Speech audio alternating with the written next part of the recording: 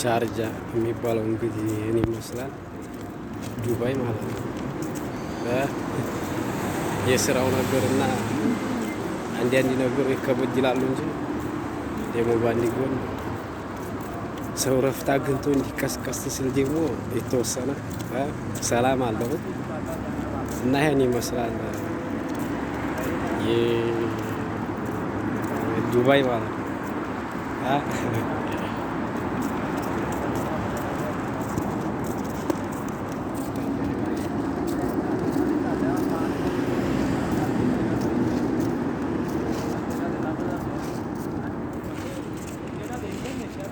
ግን በነገራችን ላይ ያው እዚህ ቦታ ላይ ያው ሰው ለሰው አለመተዛዘኑ እንደገና እንደዚህው ሁሉም ራስ ወዳድ መሆኑ ብቻ ያስጠላል እንጂ ደግሞ በተወሰነ መልኩ ያው ነፃነት በመኖሩ ደግሞ በአንድ ጎን የተወሰነ ሰላም አለው ማለት ነው እና ብቻ ያው ለሁሉም ነገር ትዕግስት ይጠይቃል።